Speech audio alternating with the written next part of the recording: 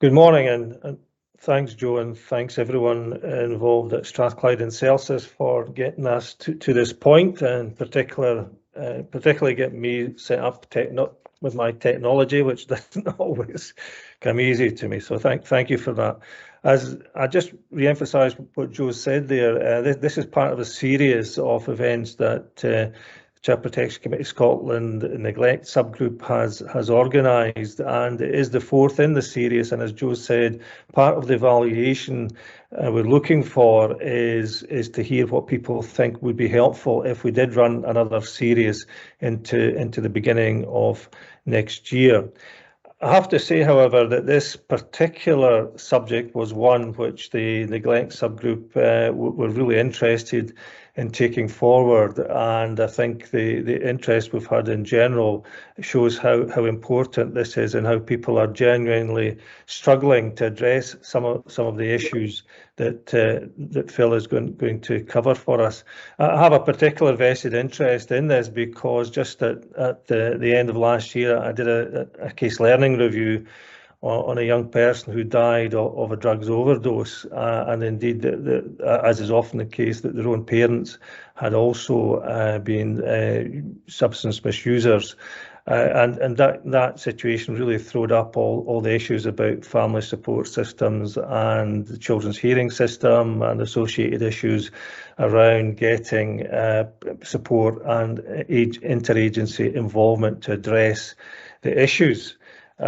You'll have seen the materials that came out and the focus that we're going to have about reflecting on what we know about adolescent neglect, including findings from research that took innovative approaches to measuring neglect. And as you know, one of the things that we as a neglect subgroup are now really focusing on is the impact of the cost of living crisis and the impact of poverty and inequalities, and we've now worked to address neglect through a structural or a societal approach. So it's never been more important in terms of timing to look at that. So I'm really pleased to introduce Phil Rawes, who's a senior researcher at the Children's Society. It's a charity that has a long heritage in England, but is also very welcome in Scotland, of supporting disadvantaged children and young people, advocating for change to improve their lives. Phil's been with the Children's Society for over 15 years, having previously worked for the Universities of York, Leeds and Bradford. Phil's been involved in research in a broad range of topics, including children care, leaving care, young runaways, child abuse and exploitation, neglect and parenting of adolescents and children's well-being. And as I said at the outset, this really chimes with where we are right now and the issues that we're trying to tackle here in Scotland. So without further ado, I will hand you over to Phil. Thank you, Phil. Thank you, Colin, for that very warm welcome. And hi, everybody. I'm going to try to share my screen so that we can start with a presentation. Okay, so the presentation is called The Adolescent Neglect Conundrum and How Can We Respond Better? Before we get into that, I'm obliged to tell you a little bit about my organisation, which Colin's already mentioned, but we do have a very long history. We've been working with vulnerable children and young people since the 1880s. This is a picture of our founder, Sir Edward Rudolph, with two of the early charges in our residential care homes. You may know that a lot of the Victorian charities ran residential care homes, and Edward Rudolph, I think he must have been a researcher at heart, because he insisted that a photograph was taken of every child who we cared for, and there are very extensive case notes on all of them, and that's all available online in an archive. So if you're interested, do go to the Hidden Lives website. In terms of what we do now, we have services across England for young people and families. And we have a big central function of which I'm part, which effectively does influencing and campaigning and research to try to advocate for change and improve disadvantaged young people's lives. In the presentation this morning, I'm going to try to cover three things. I'm going to discuss what the concept of adolescent neglect is or what it means. I'm going to outline what we know from research on adolescent neglect, including on prevalence and the impacts that it can have. I'll also describe a study that the Children's Society has done, which took a fresh approach to measuring neglect. And then I'm going to try to outline what I think the evidence from research and practice offers to us in terms of progressing the agenda to respond. You'll probably notice me looking down. I've got some notes in front of me. I found this forum for presenting quite difficult, actually, having got very used to big audiences. So sitting on your own and talking to yourself is quite tricky. So I've got some notes to try and keep me on track. Okay. The Children's Society has studied adolescent neglect since around 2008, often working in partnership with colleagues at the University of York, including Professor Mike Steen, whom some of you might have come across in relation to this, or because of his pioneering work on leaving care. For the webinar, I will draw on some of the research we've done together, but also on wider work on adolescence, parenting and disadvantage. These are some of the publications that have flowed from our work. The one on the left is a book which summarised the state of play with regard to adolescent neglect. The other two are more recent publications. The Troubled Teens report in the centre there, which I'm going to refer to later in the presentation. And the other is a report which I'm going to refer to as well, which was commissioned by a local Safeguarding Children board in Luton in the south east of England. The two reports, the one in the middle and the one on the right, they're available online freely. And I'm hoping that you'll get a handout after the webinar, which will give you lots of links to online resources so that you can have a look at this in more detail if you want to. So you may be wondering why I gave the webinar the title, The Adolescent Neglect Conundrum. So I thought I should explain. As I just mentioned, in 2017, the Children's Society was commissioned by the Luton Safeguarding Children board to work with it on a strategy around neglect. Most of the project consisted of reviewing literature and delivering training alongside a final report and findings. My report included a whole chapter devoted to the topic, what is adolescent neglect? And when I visited board meeting to present the findings, one member looked at me askance and said, "We know what adolescent neglect is. The point is to decide what to do about it." At the time, I was slightly taken aback. This wasn't really the forum for a debate about terminology and the rationale for the report and its contents, but I could understand a degree of professional impatience and a desire to discuss solutions and move forwards. But at the same time, I've also felt, and I continue to feel, that the comment encapsulated one of the main problems that we have in addressing the topic of adolescent neglect. I was putting forward the view, and I'm proposing that one again today, that adolescent neglect remains poorly understood, that we still haven't really taken the time to think through what we mean by the term and to explore the complexity that it presents. The view that I'm putting forward has also been asserted by other researchers, as you can see in this quote from an article in 2016, but that's in relation to neglect in general. And I would argue that we still really need to look at the intersection of neglect and adolescence, something which I think significantly adds to the complexity of the issue. Research in particular has failed to build an evidence base for effective policy and practice. As I'm going to go on to explain, there has, I think, been some good theorisation of the concept, but applying it in empirical studies has largely not happened. And extending it to consider young people who are over the age of 10 has also been a rare instance. As a consequence, we know what we know about neglect is limited, and what we know about adolescent neglect is even more limited and piecemeal. So that's why the webinar has the title, The Adolescent Neglect Conundrum. On a more positive note, though, I do think that we can draw on research and evidence and information from practice on all sorts of other allied topics to develop ways of working that can begin to address adolescent neglect. So I'm going to talk about these later too. So to begin to consider what adolescent neglect is, let's start thinking about adolescence. As you all know, adolescence is a period of profound change, including physiological, psychological, emotional and social aspects. A primary characteristic is an increasing drive for choice and autonomy. And part of this is manifest in active engagement with others and the world around, including parents or carers, to try and negotiate, debate and argue and assert individuality. This could also be referred to as exercising agency, and it's a very important part of growing up for young people. The Children's Society has done comprehensive work on children's wellbeing over the past 20 years or so, really. And we produce an annual report on the Good Childhood, which is something of a state of the nation thing in England on children's wellbeing. And we've consistently found that having a sense of choice and autonomy is really, really important, and it's associated with higher levels of wellbeing. Also, in adolescence, peers become very important, as you'll know. Friendships and intimate partnerships can emerge. And a young person's relationship to family changes, something that requires a great deal of flexibility and adaptation on the part of parents or carers. One way of describing adolescence is that it has the goal of self-discovery.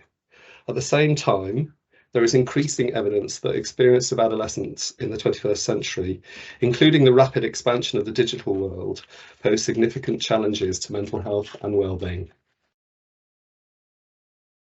The period of adolescence has also been stereotyped as comprising mostly storm and stress. This was a phrase that was first coined in the early 20th century by an American psychologist called Stanley Hall, who portrayed young people as being mostly troublesome, self-obsessed and uncommunicative. When I'm doing this live, I ask members of the audience to offer me words when they see a picture of an adolescent, and these are some of the less positive ones that have arisen in those sessions. And the stereotyping of adolescent young people can have the effect that they're viewed by professionals as being imperfect victims, sometimes regarded as having some responsibility for their victimhood. Examples of this in recent times have included the response to young people, especially young women who were groomed and targeted for sexual exploitation in Rochdale, Rotherham, Telford and other towns and cities across the UK. The same is also true of young people who have become involved in county lines drug dealing and other forms of criminal exploitation. And although it's not on the slide, adolescents are also sometimes regarded as being naturally resilient. So they're less vulnerable, seen as being less vulnerable to the impacts of neglect or other forms of harm than younger children. And this is a mistaken view, clearly, but one that can reduce the likelihood of support. So when is adolescence is another question we need to answer. It's another challenge. And if you're looking at these pictures in front of you, you might recognise them. They're photos of the star of a movie that was released in 2014 called Boyhood. And this was filmed over 12 years over the life of the young man involved. He was called Ella Coltrane, as he grew up from the ages of 6 to 18. So these are the pictures of him between 10 and 18. And I wanted to show the slide because I think it's a very vivid demonstration of how much Ella changed during that period of his life. And we can look at the physical side of it, but we're also, I think, hopefully, very aware of what's going on behind the face. Psychologists have proposed 3 distinct phases of development with adolescents. Early adolescence from 10 to 13, middle adolescence from 14 to 18, and late adolescence from 19 to 24. And each phase is characterised by progression of different and particular aspects of physical, cognitive or social emotions. But it's also important to understand that individuals can progress at different speeds, and that individual traits like personality can have an impact on how development manifests. So the age range for adolescence is rather hard to pin down, and it's generally regarded as commencing with the onset of puberty, but this is by no means a fixed point in time and can vary widely. And there's good evidence in recent years that the average age for the start of puberty is decreasing. Determining the interface between adolescence and adulthood also poses challenges as well. Most research in the UK has taken the convenient route of using 17 as the cutoff, but legislation and life in general is rather more vague. As you might know, young people are sometimes regarded as being an adult at the age of 16, sometimes at 18, and it's really quite a mess in terms of where a formal cutoff should be. There are lots of debates ongoing about when someone can be said to be independent in post-industrial societies, for example, because of the ongoing economic dependence of many young people, often into their late 20s. And so this meant that some organisations, including the World Health Organization and UNICEF, have extended their definitions of adolescence to include young people up to the age of 19. And it's been argued that childhood could logically be extended to the mid-20s. Adolescence is then far from cut and dried in terms of how long it lasts, and it's a lengthy transition, neatly described by one academic as starting in nature and ending in culture. Overall then, adolescence presents a range of challenges for conceptualisation and understanding of adolescent neglect, in particular the shifting needs that arise as a young person matures through the 8 or more years of this period of development. Turning to neglect, I'm going to assume that you're familiar with the official definition that's used in Scotland, so I'm not going to read it out, and it very much mirrors the one that's used in England in our Working Together guidance. We don't have time for a full critique of its contents, but I would suggest that there's much about it that's not very helpful for defining the neglect of adolescence. And this includes things like the fact that there's a strong onus on physical aspects of neglect, that the definition is primarily framed around the needs of younger children, and that it suggests that persistence is key, that neglect is always chronic. But researchers have argued that significant single events, such as young people being thrown out of home, or episodic poor parenting, perhaps linked with drug use or mental health, should be regarded as being neglectful too. And it's perhaps worth noting that the requirement for persistence has been removed from the official definition used in Wales and Northern Ireland. One way of showing how tricky using this definition as the premise for practice is that there are huge disparities between areas for the numbers of young people who are registered for child protection plans for neglect in England. And I'm assuming that that's also true in Scotland.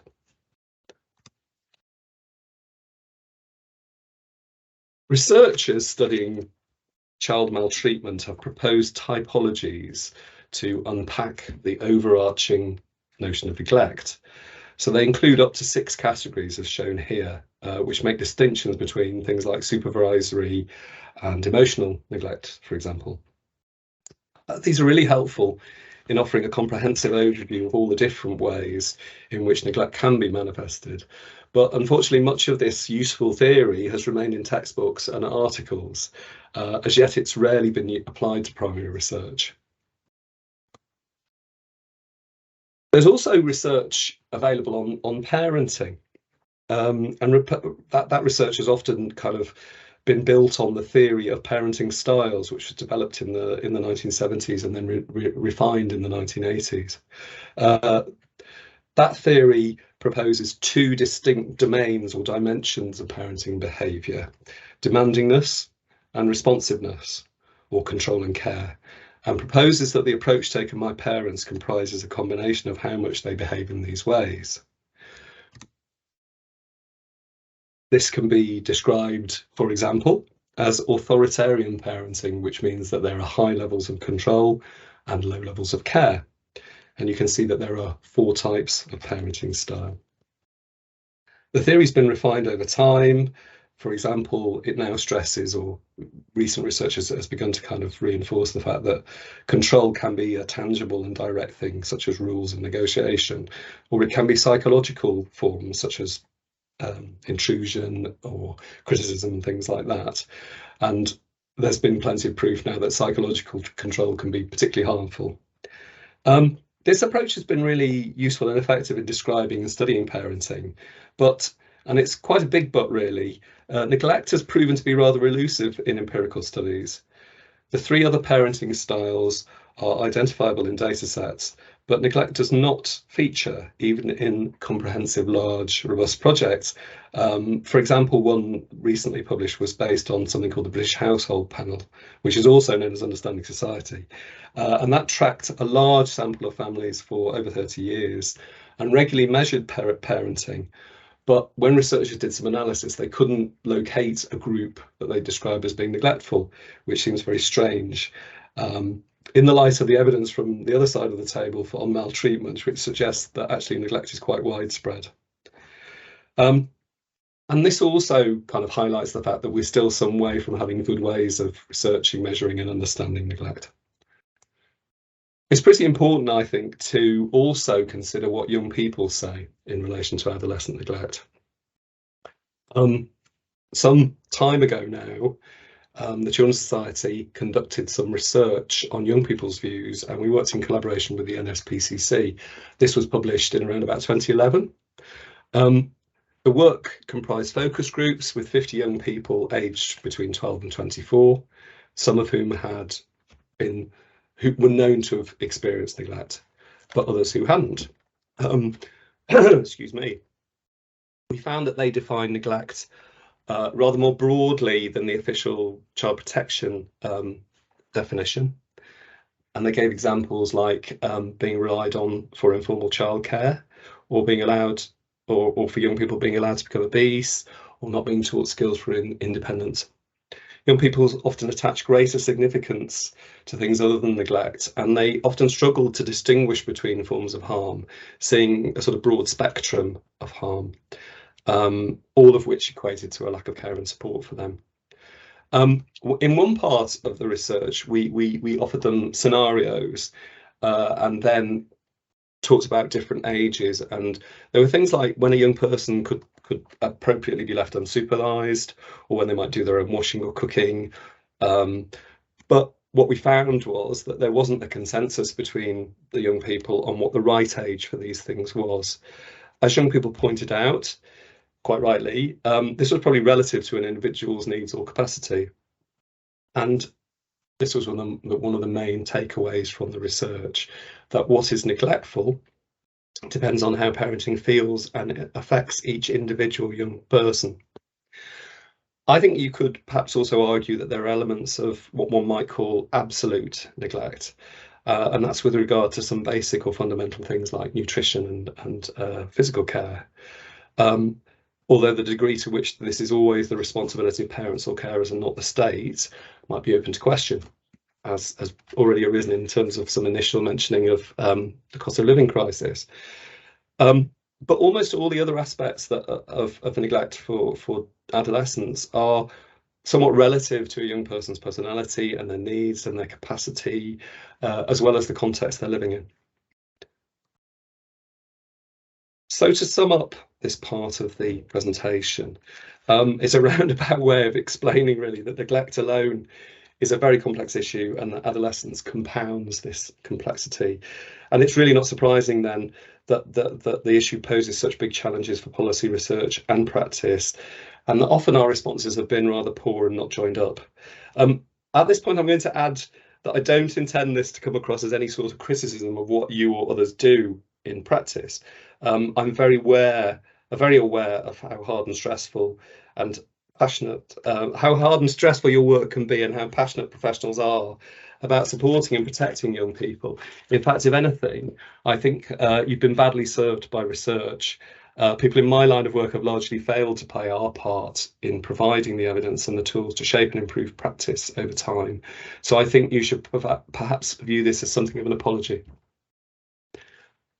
Moving on then, and having decried the world of academic research, I think it's still important to briefly explain some of what is known about adolescent neglect from the research that's been published in recent years.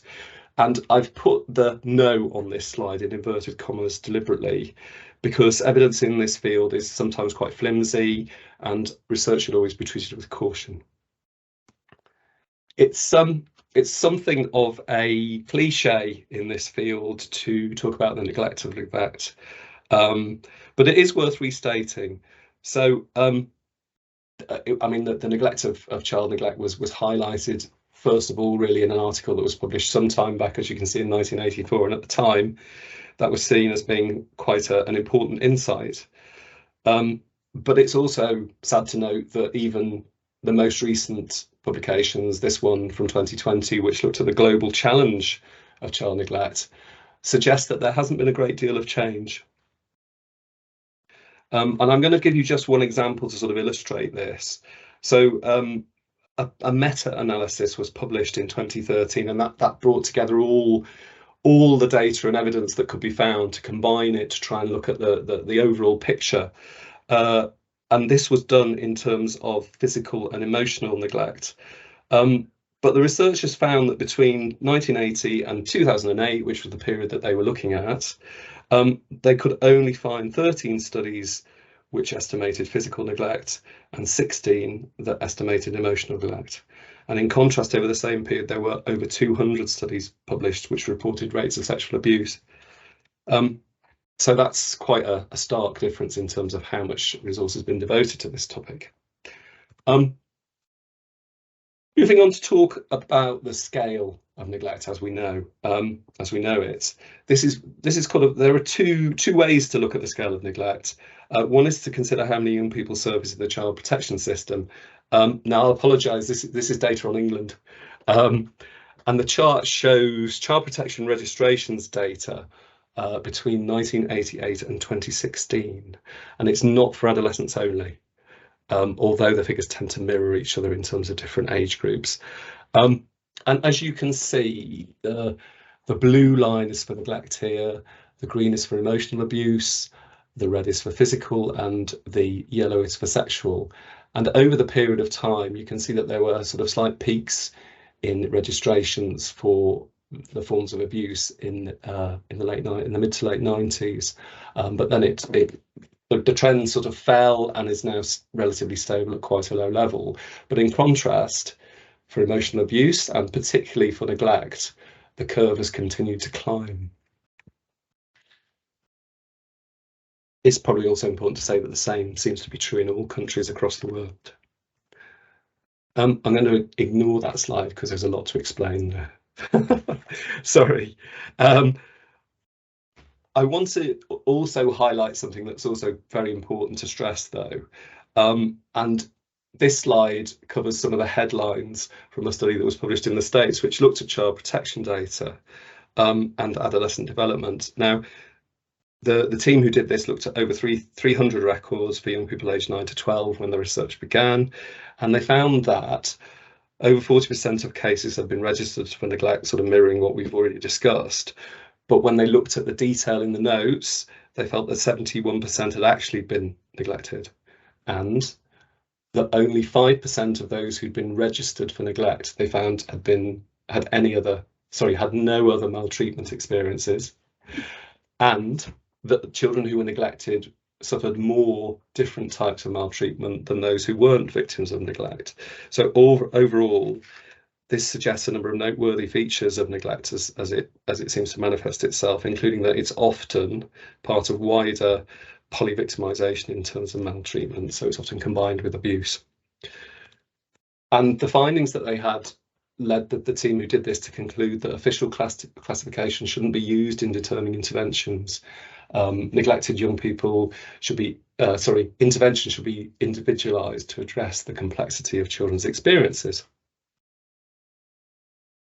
Something else I tend to do when I'm doing a face-to-face presentation is a quiz. And again, that probably won't work so well in this forum, but I thought I'd throw in a question anyway. So what do you think is the proportion of young people who are found to have experienced neglect through research?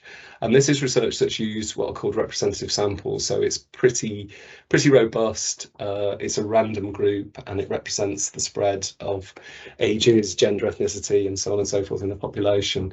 So do you think it's 11.6%? Do you think it's 13.3%? Do you think it's 18.4 or 23.7%?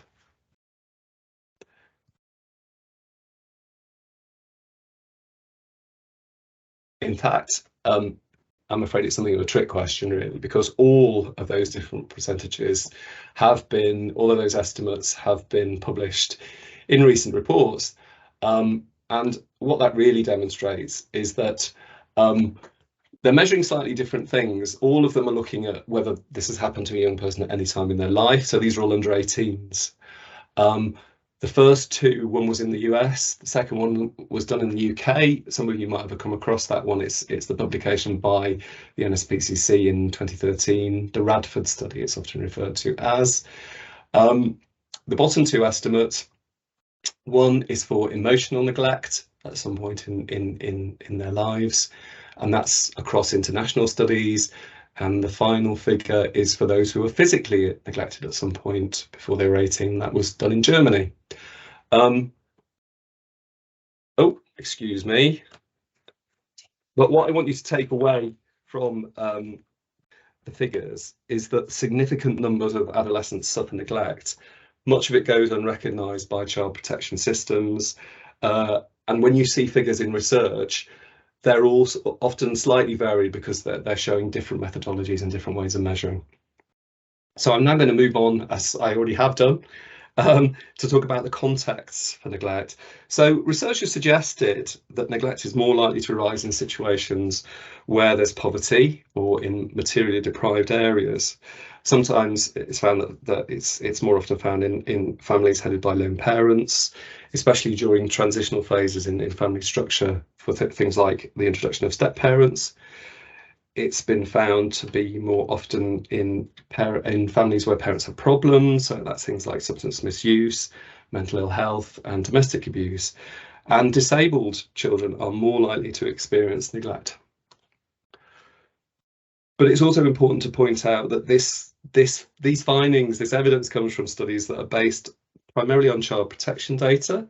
So that's known and substantiated cases within the system, and they may not represent the wider picture for context. They can, and it's important to say, you know, this can skew some of the debates we have about neglect. And although, and we talked about this a little already, that there is a core association between poverty and neglect, that's not to say that poverty causes neglect, that all children living in materially deprived households will be neglected, but it's a strong link.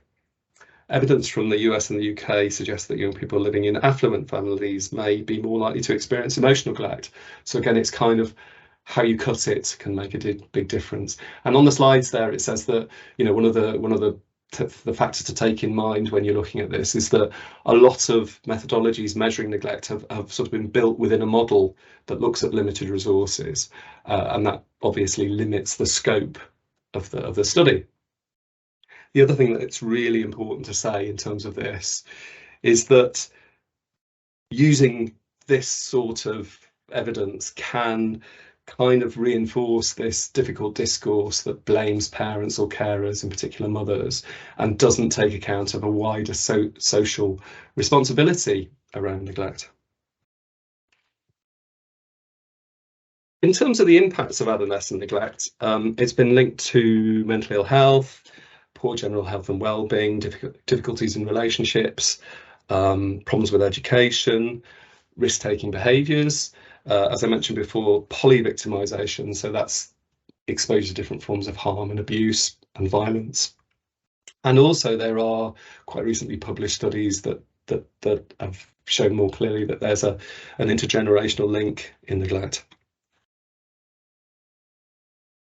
Some of the more noteworthy studies from the last 10 years or so have compared neglect to other forms of maltreatment in adolescents, and they found that neglect is more likely to predict teen birth than emotional, physical or sexual abuse.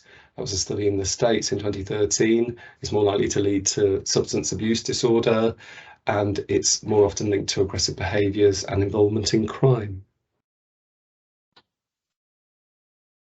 In terms of the most serious impacts of adolescent neglect, one way in which these have been highlighted is through serious case reviews, as they're called in England, recently renamed as child safeguarding practice reviews. And I understand they're called learning reviews in Scotland now, after initially being called significant case reviews. So there's been a lot of terminology hokey-cokey there. But in England, the Department for Education commissions a 3-yearly review of findings from case reviews, and the authors of the review, who are academics from a number of universities who are experts on maltreatment, have regularly highlighted the omnipresence of neglect in the lives of adolescents who've been subject to serious harm. In the most recent review, they kind of reiterated and strengthened the messages on adolescent neglect, including that adolescents living in situations of neglect may be particularly vulnerable in having their needs and the risks that they face overlooked. So to sum up, we know that neglect is the most prevalent form of child maltreatment, and that's however you measure it, whether it's child protection data or research, and there is some evidence that it's on the increase. Neglect has been associated with particular contexts, for example, in poorer families, and we know that neglect in mid-adolescence has been associated with mental ill health and a range of other problems and difficulties, and also that it's ubiquitous in situations of serious harm. But it's also important to know that different approaches to measurement give different results and should be treated with caution, that methodologies can show bias and prejudice, and there's a danger of reinforcing a narrative that blames parents or carers, and that even though I've talked about them briefly, there are rather few impact or outcome studies, and the evidence is strong, but it's piecemeal. Okay, I'm going to take a slight sidestep now and talk about some research that we did that took a slightly different approach to measuring adolescent neglect. So it's called the Adolescent Neglect Research Programme. It began about 10 years ago. It's a partnership with the University of York, but it's also very much grounded in collaborative work that we've done with colleagues at York over a long period of time, which covers issues affecting disadvantaged young people. The first output from this programme was called the Troubled Teens Report, and it came out in 2016. We wanted to be able to ask young people about neglect, but as part of a survey in mainstream schools. So we were working with lots and lots of different constraints, including ethical considerations. So that meant that we couldn't ask direct questions on maltreatment. That would have been entirely inappropriate. So we developed a way of measuring neglect by association, and what we did was we adapted a measure that had already been developed in the States and used with young people, and I'm going to show you that on the next slide. But for the study, we surveyed around 1,000 young people in what's called Year 10 in England, that's 14 to 15-year-olds, and we asked them about their experiences of parental care and support at home. And then also, I mean, this was embedded in a wider survey on wellbeing, basically. So we asked them about their wellbeing, and we asked them about things like externalizing behaviour, so that's things like truanting and drinking alcohol, and also internalizing things like having problems sleeping. And our hypothesis was that less care and support would lead to lower wellbeing and more risk-taking. So these are the set of questions that we asked in relation to parenting behaviours. So young people asked in the last year how often their parents or the adults they lived with had done a range of basic aspects of care and support, basically. And you'll see they're grouped in categories for this table against it: education and emotional support, physical care and supervision. But what I want you to try and, well, what I'd like you to take away is that they're very clear, they're very straightforward.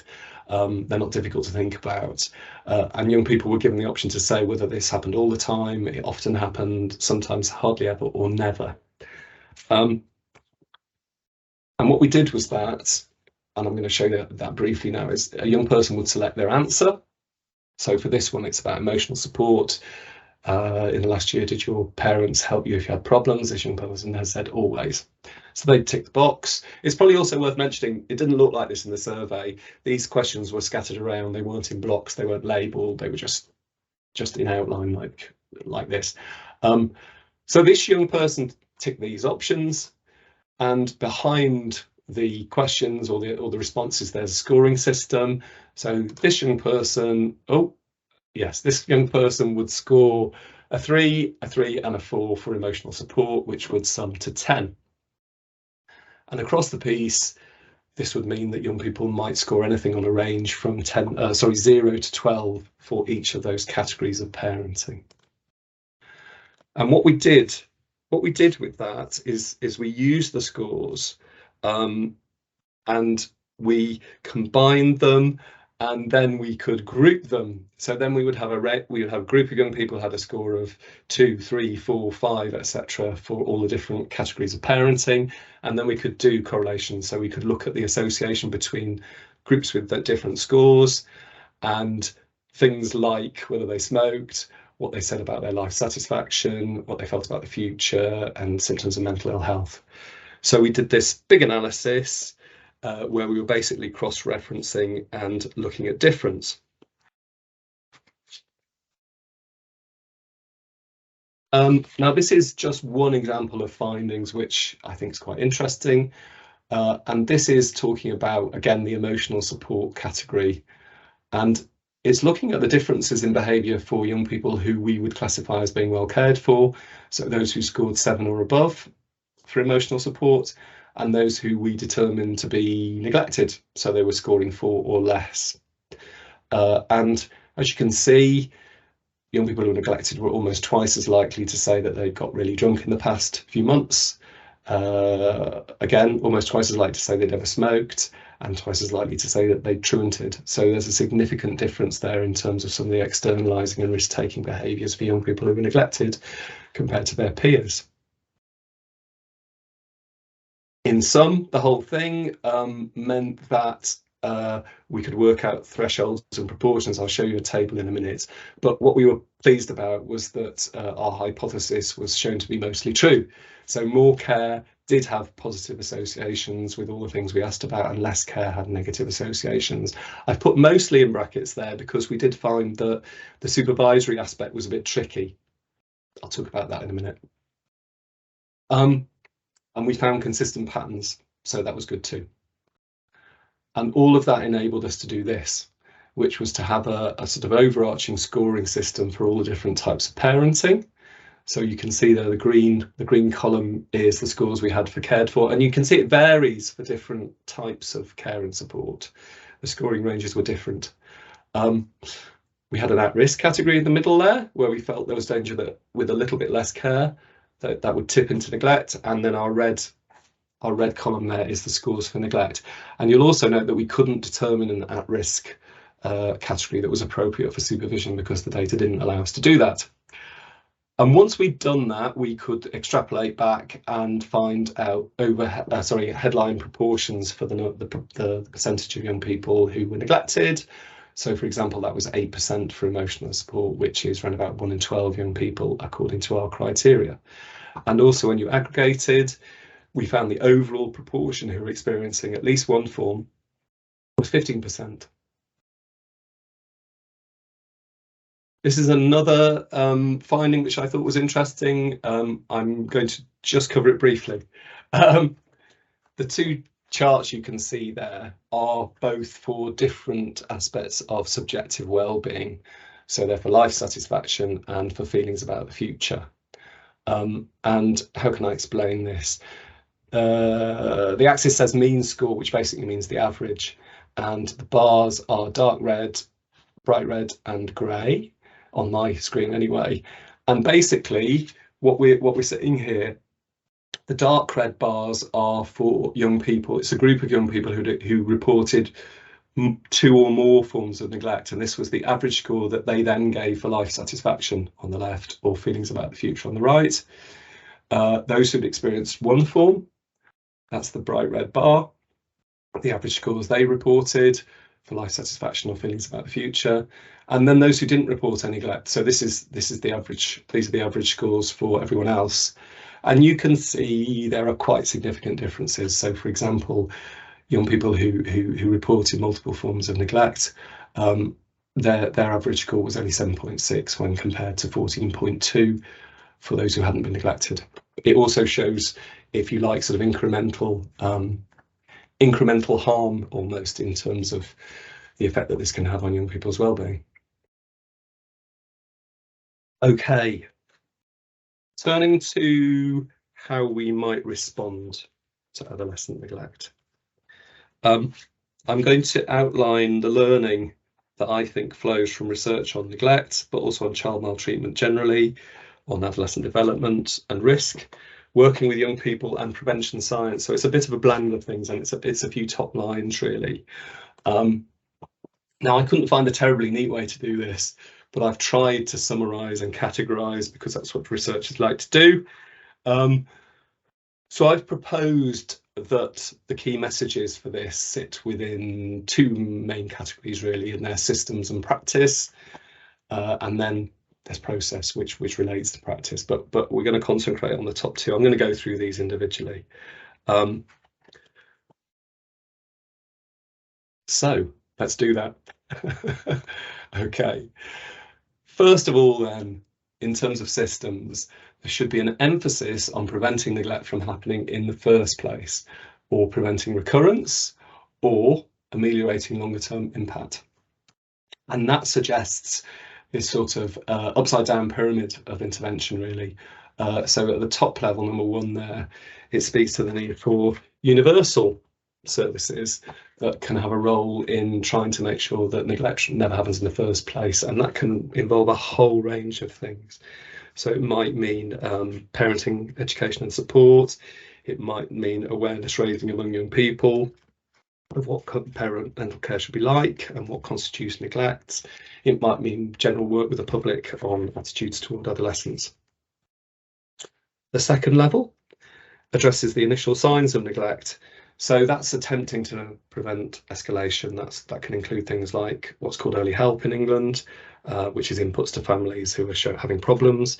It can include things like youth provision, and I've also put functional family therapy in there, which is an intervention that there are some good evaluations of that. I should mention more broadly, when I'm talking about practice in particular, we have very, very little evaluative evidence for targeted interventions that particularly address neglect in adolescents. So there's not a lot to go on with that. Excuse me. The third level is where statutory intervention kicks in. So this is the more significant work, and this is where neglect is kind of entrenched, it's happening. So it includes child protection work, but it's also important to say that it should include stuff that does the long-term stuff, that does the follow-up, that looks at some of the effects of trauma, might include therapy and so on and so forth. All of this is similar to what is also called a public health approach. And I know that that's been deployed in Scotland in relation to things like violence reduction, so some people might be familiar with that already.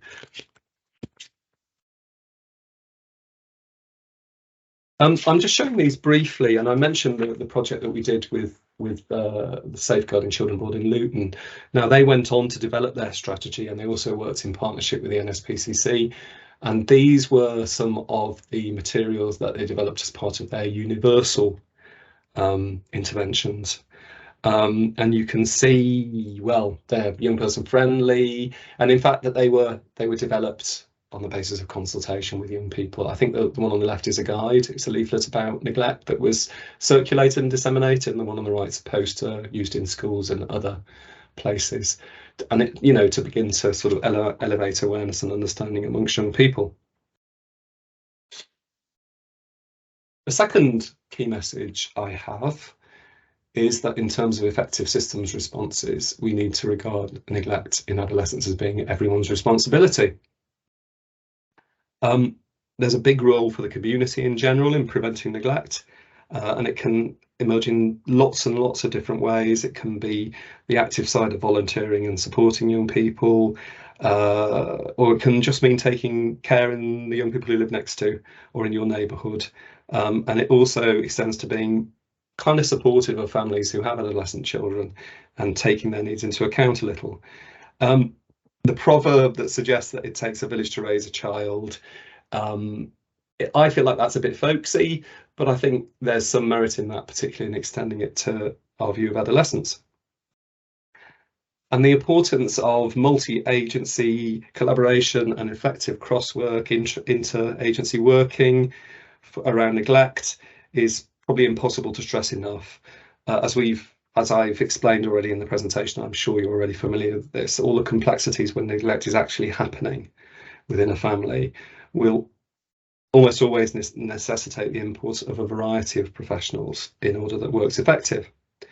And that means, for example, that the statutory sector needs to partner with others, including the voluntary sector, and that there needs to be sort of negotiated clarity and consensus across agencies about what neglect is, how professionals should combine their efforts, and who does what, who takes responsibility for what. So there needs to be good communication.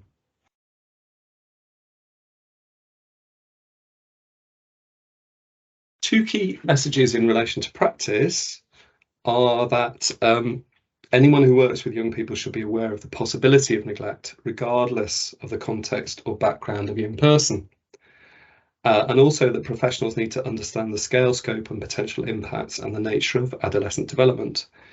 There could be lots and lots of different ways to improve awareness, knowledge and understanding among professionals. Perhaps the most obvious is the need to have comprehensive training available, but to keep that going, to have it available on an ongoing basis.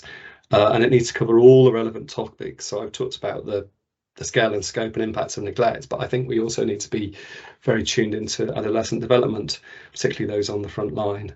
And professionals also need to have skills to communicate with young people. Again, I'll come back to that in a minute.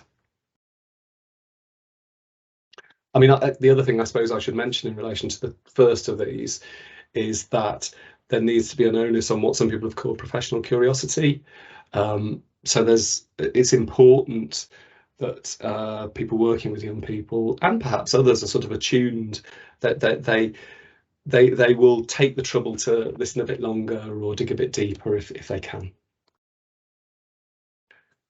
The next message is that although families are at the centre of this, it's unhelpful to focus too narrowly on them, especially if that means losing sight of a young person's needs when parents have their own problems.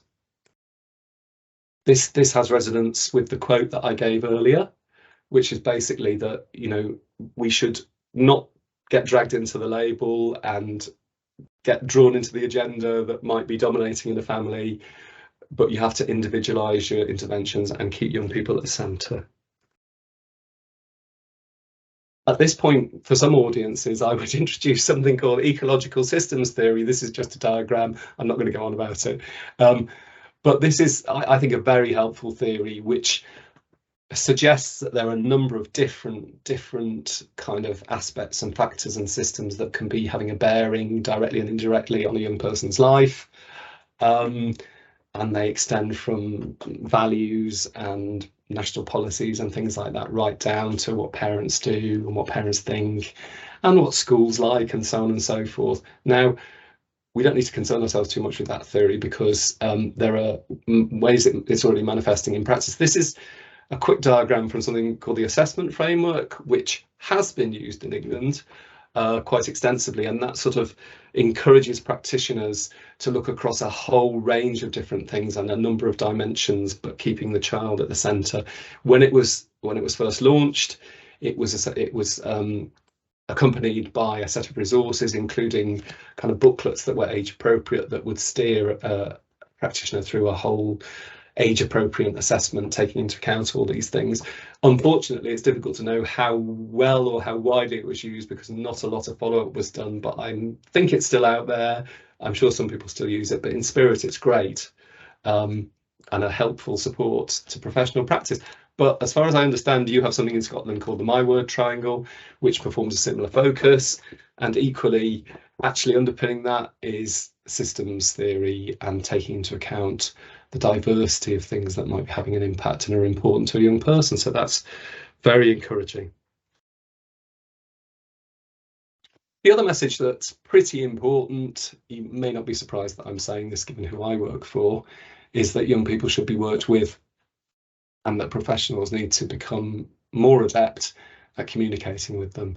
The quote in the purple box there is from a publication by colleagues at Research in Practice from a little while ago, but it stands the test of time. And again, maybe not rocket science, but young people want to be listened to respectfully, to have account taken of their views and have a stake in decision-making work.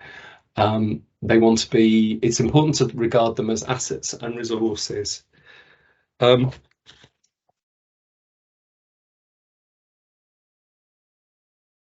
The thing about all of that, of course, is that it rests on sophistication in terms of how professionals work.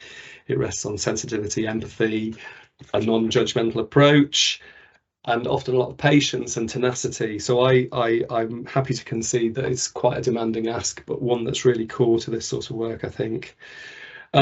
I think also specifically with regard to neglect, it's important, and you know, the practitioners who are listening to this will already be well aware of this. But from the perspective of somebody who's done research on lots of sensitive topics, I think, you know, we shouldn't have an expectation that necessarily young people are going to disclose and be upfront and be sharing they're going to be private, they're going to be protective of their families. It may be a case of trying to look at the clues or what's behind what they're saying too. I've also noted on this slide just briefly that in some ways there might be parallels in this to the role of an ally, in the sense of being someone who can become more than just a support worker, a helper, or an advocate, but somebody who develops a bit of a relationship, there's a bit of a bond, there's some trust, and gives the young person a sense that there's a shared endeavour.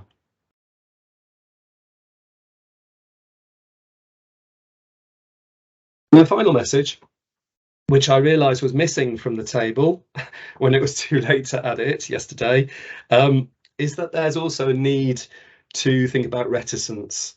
There is evidence that professionals can be rather reticent, a bit, you know, slow or unkeen, let's put it that way, to identify neglect. And that might be for some of the factors we've already talked about, like an assumption about resilience, that young people can be imperfect victims, but it also might be because there might not be a crisis, there isn't a driver, there isn't a huge explosion of problem, and all these things can contribute to reticence on the part of professionals.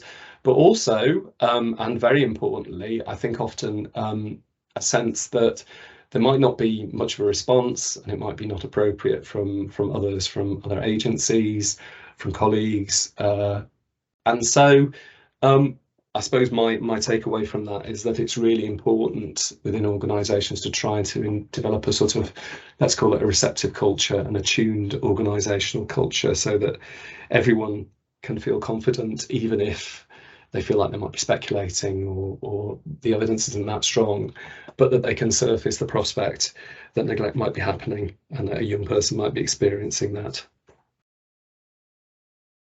Before I stop talking, and the clock's pretty much there, I think, for my time, and thank you for listening, I'm just going to give a quick plug. I think this is probably more at those who have a strategic role, although there is content in there for everyone.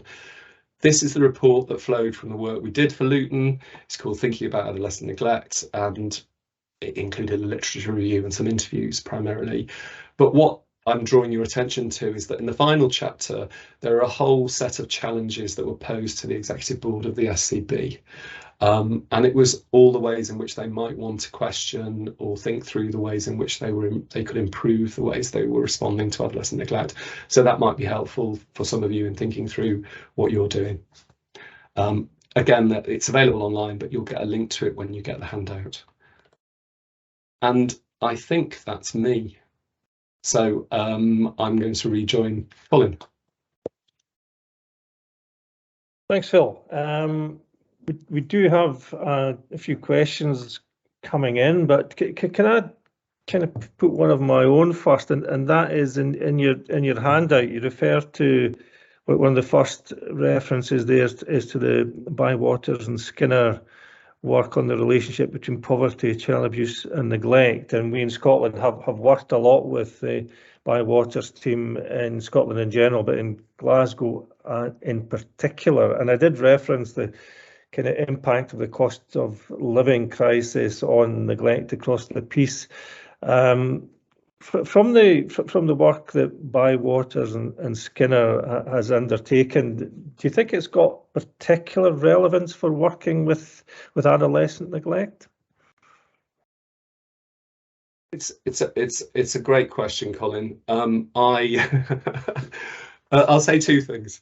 The first is that I haven't read the report in depth yet, so I can't give you a granular response. Sorry. The second is I did attend a webinar about the report when it first came out, and I thought, I mean, it's clearly a fantastic and very insightful piece of work. It tells us lots of things that reinforce things we probably knew before, but it gives extra evidence. But sadly, it also slightly reinforces the point that neglect is a bit of an orphan in this field, in that there's still an absence of evidence around neglect itself, and particularly, you know, for this age group, I think we're still struggling to have the sort of detail that maybe would be helpful, is what I would say. But that doesn't mean to say that there aren't. I mean, and that's the problem maybe to some degree. We get the overarching findings that tell us plenty, but we don't really get to drill down. And that means that for topics as specific, although it's quite general, but as specific as older young people and their needs and what the contexts are that prompt and reinforce neglect, we don't know a great deal about them. So that's not a terribly useful answer, perhaps, but, you know, sorry. No, I don't think it's an area where there is an easy answer. If there was, we'd be finding that out pretty quickly. Another question we have is, and it maybe links into that theme I was developing there, do you think the removal of persistence from the Welsh and National and Northern Ireland definition of neglect will or has led to increased recognition and reporting of neglect? I'll have to give an honest answer to that one. I honestly don't know. I don't know, but I'm also not aware as to whether anybody has yet taken the trouble to look at the figures. So to do the analysis of child protection registration reporting and see whether there's been an uplift for this age group. And I think the problem is, and this is something that researchers often say, it would be very difficult to then ascribe any changes specifically to that. So almost in principle, it's a good thing to do, because I think it's clear that there are situations where acute events happening can lead to neglect, and they could be things like bereavement or serious illness or somebody losing a job, or all these sorts of things. So they're not necessarily they're a sort of a trigger event, or, as I said in the presentation, a young person being forced to leave home. That's a pretty radical thing, and I think most people would say that was neglectful on the part of parents. But because it's often a blend of things going on, looking at something like headline figures for child protection registrations and saying, well, we can see a change and it's just because that happened, I think it would struggle. A study would struggle to stand that up, because you'd have to effectively control for everything else that might be being identified better. So yeah, I don't think there's evidence of that. I'm not aware of any, but it would also be a bit of a challenge to really prove it. Okay. The next question is regarding the increasing rates of registration for emotional abuse and neglect. Do we know how much of this is linked to domestic abuse? Again, that's a great question. So that there is a body of work that has tried to unpick the relationship, the interface between emotional abuse and neglect, and I'm not sure it's come up with any clear answers. And I'm very aware that, and I can only really speak about England, but in England, it would seem that often local authorities are, if you like, using their emotional abuse categorisation to cover experiences of domestic abuse. So as I'm sure you know, it's not, for child protection, it's not an explicit category, and some authorities are kind of advising their staff to put it under emotional abuse when they're working up a registration. Others maybe not, others might be putting it in a multiple categories. There are 5 categories in England basically, and it seems that often emotional abuse is being used in a number of different ways.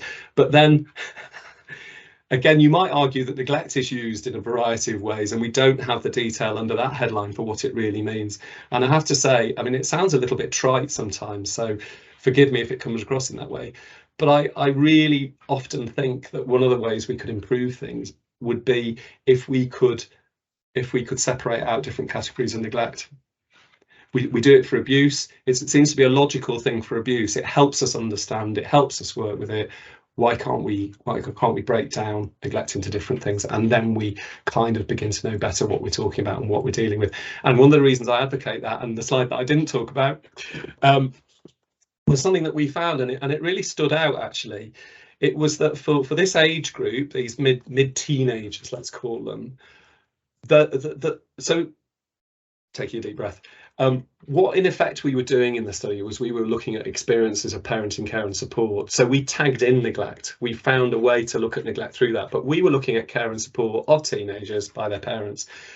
And it was really clear for this age group that the lowest numbers, even outside our neglect group, the lowest numbers were reporting that they felt they had emotional support, so support with problems and things, and when they were upset, their parents chipping in. Fewer young people were having that sort of support anyway. A greater number were falling below what we determined to be a neglect threshold. And at the same time, across the piece, emotional support, when it was good, was very much associated with good well-being. So in those families where it's working well, it's great. It's a really good prop. It's a really good way of ensuring well-being for a young person. And where it's not, it was very strongly associated with negative well-being. And I suppose one way of then squeezing that into a small box is saying, you know, it seems that there's probably quite a lot of emotional neglect going on within families. Parents may not understand across the board that there's a need to carry on that type of support for their children as they grow. And we kind of need to get a handle on it better, because maybe, I mean, it's a big maybe also, but maybe some of the fallout of that is you know, we have burgeoning levels of mental health amongst our teenagers. And, you know, it may be if we had a better handle on how families operate and the ongoing need for emotional support by young people, that would begin to ameliorate that. So there's a headline punt. Good. Always good to get one of these. Next up, do you have any idea how we can progress with evidence-based tools that support better analysis of neglect in adolescents? I guess that follows on from what you're saying there. Well, the piece that I did for Luton, and I should stress that it was a few years ago now, so it was published in 2018, but the work for it was a couple of years earlier. At that time, I was asked to look at assessment and measurement tools, and I did. And I looked across what had been used in research and what had been used in practice to measure and assess. And really the bottom line was that there are some tools that are of some merit in looking and assessing. Let's talk about assessment. There are some tools that are useful in terms of assessing neglect for younger children. And again, I don't know what the picture is in Scotland, but in England and Wales, a lot of people have been using the graded care profile, and that has been, you'll know this too, it was revised and revamped, and it's called Graded Care Profile 2 now, and relaunched in 2018, 2019. And I'm led to believe, and from what I've read, that works pretty well, but only for younger children. And there's sort of been a slight, I think, in a way to try to be positive about things. People have said, yeah, the graded care profile is good. It's really helped us. It helps us talk to parents. It helps surface issues. We can use it in our practice. It's great, but they sort of sidestep the issue that the way it works is that it offers sort of scenarios and ways of rating for supervisory care and so on and so forth, and they're quite easy to do for younger children, you know. But where it falls away is when you try and make concrete those categories for older children. And so that's a long way around of saying I'm not aware of anything that's done that very well. And again, I think it's a bit of a failing, and it throws us back into that thing. And I mean, there's also a danger in all of this, I always feel, of in effect not having faith in your practitioners. And I think you have to manage balance a whole dynamic between having faith in practitioners, trusting them to know, supporting them to make decisions and judgments, and giving them hand-holding and tools and detail and so on and so forth. But for me, we're kind of far away from currently having something that works well for young people as the resource, as the handhold. And so there's a lot of reliance on professionals to do a lot of decision making with you know, on the basis of their training, their experience, and maybe there are still gaps in that training, particularly for teenagers. I guess in Scotland, yeah, we do have variations of the graded care profile, and as a subgroup, we're looking at that. Some areas, in particular, my own area, Glasgow, have looked at an assessment of care toolkit, which is very much about asset-based and is mapping onto the work that's the Getting It Right for Every Child refresh, which talks about well-being, and I think studiously avoids using the word neglect. So I would hope from that, particularly with adolescent and young adults, that asset-based approach, how do you identify gaps in a child's well-being, and how do you then support families to address these gaps, and also look at that kind of societal aspect that you refer to in your presentation. How do you make sure that communities have got these support measures in place and can help build that resilience, rather than I think you referred to there about kind of ticking boxes and scoring, etc., to identify, quote, neglect, unquote. Does that feel an approach that might respond to some of the challenges you've given us?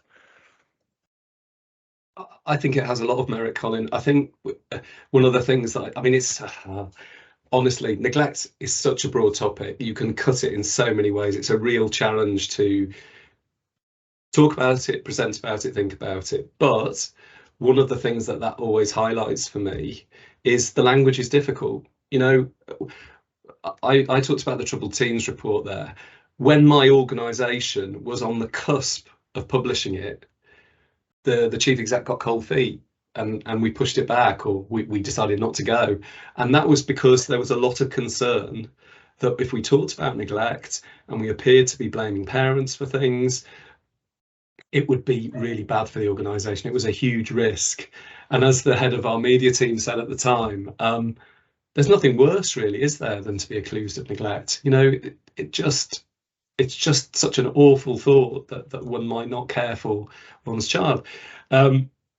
And so I'm saying all of that to sort of reinforce it. But I think if you can find ways in, perhaps like our research did, to surfacing neglect in a subtle way, you don't really need the labels. And, you know, I mean, I could, and there are links in the chain to doing it this way, but one of the things that we sort of thought about, didn't go much further with, we use something called the Good Childhood Index for our research on wellbeing, and it's just 10 questions, and young people are just asked to say how happy they are about different aspects of their lives. And the reason we use the index, a lot of work has gone into developing it, and a lot of work in terms of finalising the questions and working out that they tell us as much as we need to know about wellbeing as a whole raft of more detailed questions, basically. So it's a concentrated version, but it's proven to work.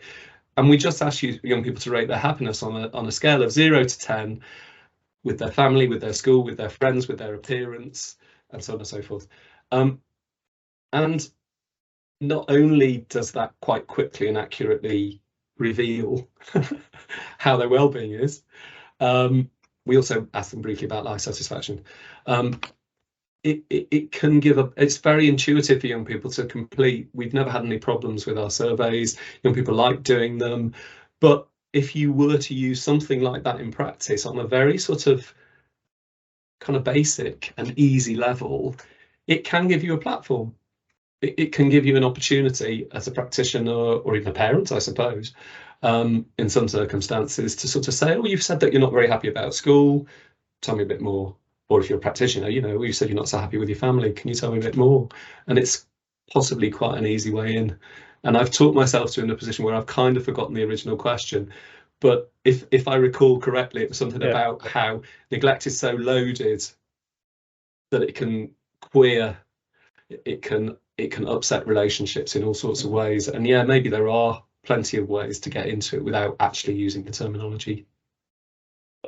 I think the next question loops back to the reference we made at the start to the Bywaters and Skinner's research. Is the Children's Society involved in participation work around broader contexts of neglect? You've just talked about, individual surveys, etc., and we've referenced the cost of living crisis, and in the conundrum presentation you looked at other issues. But is there anything that's ongoing just now, looking around these broader contexts and of neglect and how these societal factors impact? Yes, I think. Sorry, I'm reflecting. We're in a. We've just gone through a bit of a reorganisation, and we're sort of in the process of forward thinking and planning and so on and so forth.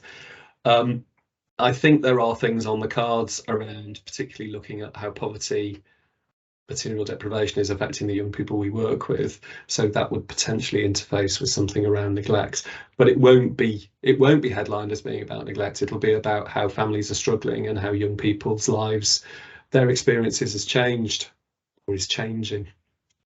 I think it's maybe positive it doesn't headline on neglect. Yeah. And I mean, again, it's a bit tangential, but we're also looking.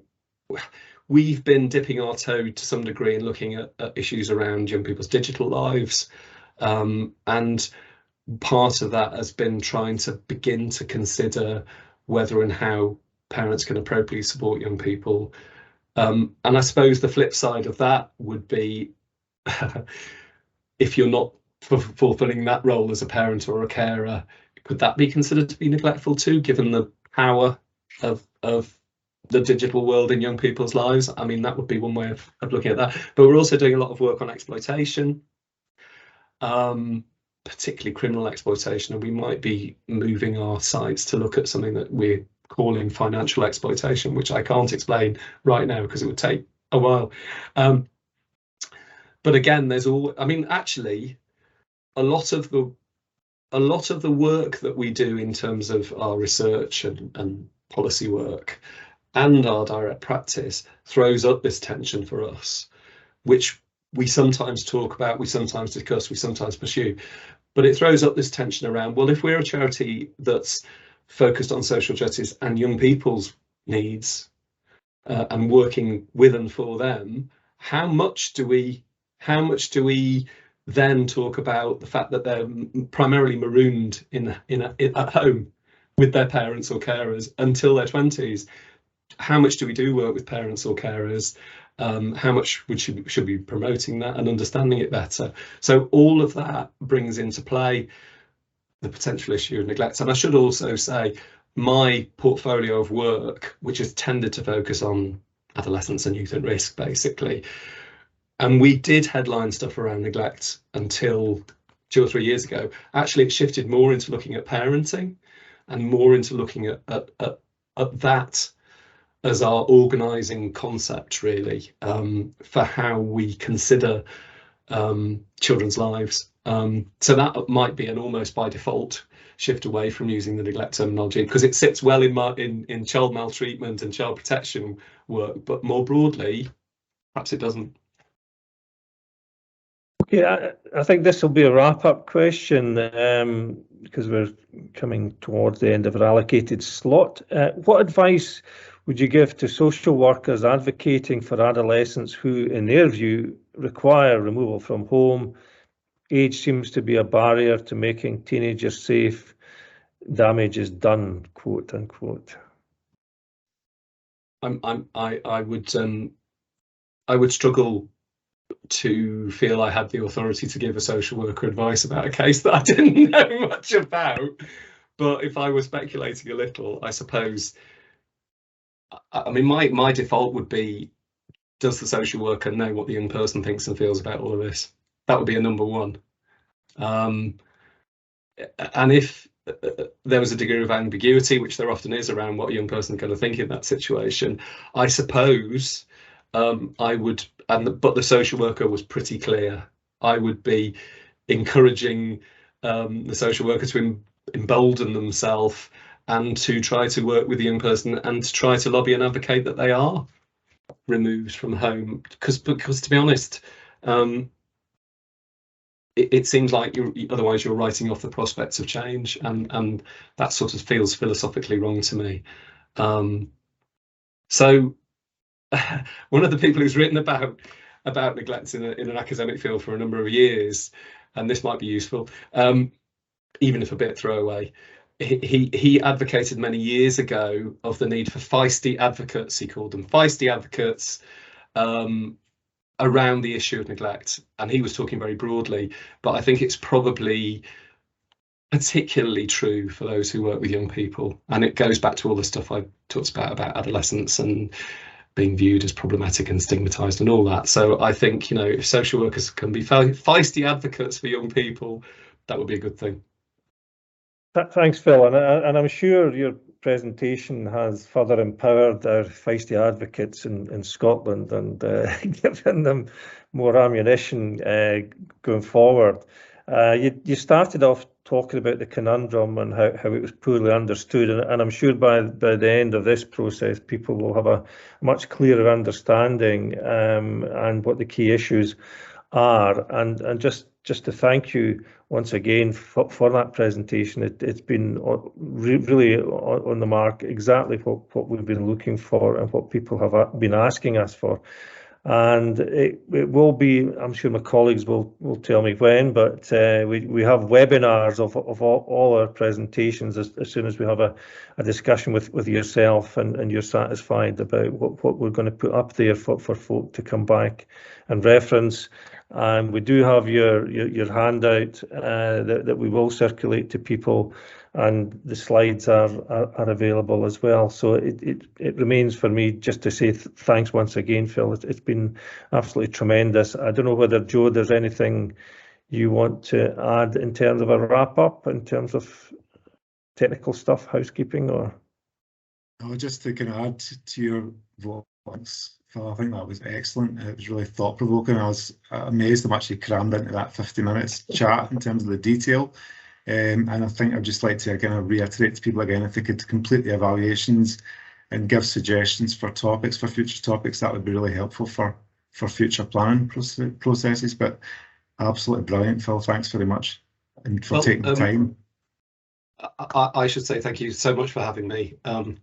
I genuinely quite like forcing myself to think these things through and represent and change the way I present. So I've enjoyed it, and I want to just sort of encourage people. I've put my contact details on the handout. Please don't hesitate to email me if you've got questions or queries, or you want to know anything else. I might be able to give you references, so on and so forth. Please just go for it. The gift that keeps on giving. Great.